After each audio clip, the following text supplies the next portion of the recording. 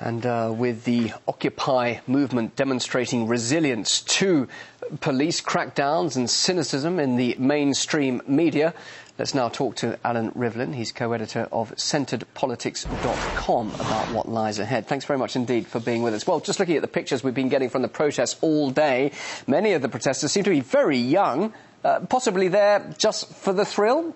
Do you think these protests really are about equality still, or are they now a chance for people just to rebel?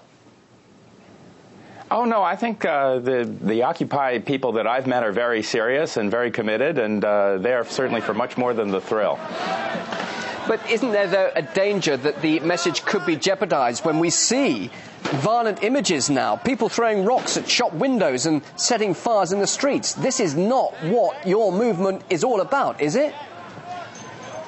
First of all, it's not my movement. It's a movement that I have spent some time observing and writing about. But I think that what I have seen has been very peaceful.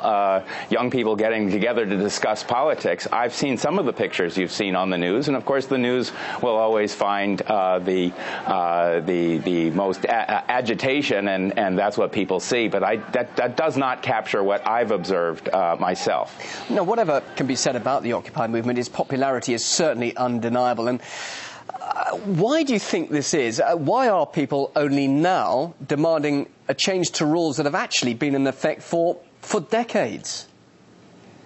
I think it's interesting. It comes together as these things do, and suddenly there's a tipping point, and people find themselves together. Somebody goes and does something, and a whole lot of people agree and come and join them. I think the success of the movement is the simplicity of the message. They've got it down to 4 words. We are the 99%. And that message, as simple as it is, it really cuts to the heart of what a lot of people are experiencing, which is a tremendous inequality that's been growing for years. People are now, the economists are looking at this and saying this is 30 years in the making. They're also seeing a system that is out of balance with respect to too much corporate influence over politicians and over Congress. As we wrote, this is a democratic capitalism, and right now the Occupy people are saying there's too much capitalism and not enough democracy. So they've come together to say, to quote them, this is what democracy looks like. Yeah, you talk about the simplicity of the message, and in fact what you've done is given us a good umbrella overview, I suppose, of what it's all about. But actually within that message there are a lot of mixed messages, aren't there? Many people have been campaigning about various aspects. We see them in the streets with the different messages on their banners. So there are charges that this movement is actually lacking focus and cohesion. And if that is the case, isn't that where there will be a lack of influence on the politicians? The politicians aren't too sure really what that main message is. Is that a fair charge or not? I think it's certainly fair to say that this movement doesn't have a leader deliberately. They've chosen consensus. They've chosen a stance where nobody speaks for this organization. Anybody can get up in their General Assembly meetings and talk about politics in any way they want. And what you hear then and what you see on banners are very mixed messages. There's what we observe walking around Occupy London and Occupy Washington is a diversity of opinions. And so, yes, it means that there's not a single, this is our manifesto, this is our bill of demands coming out of this movement. But that may be both strength and weakness for this movement. We are seeing the politicians try to figure out how they can get a part of this.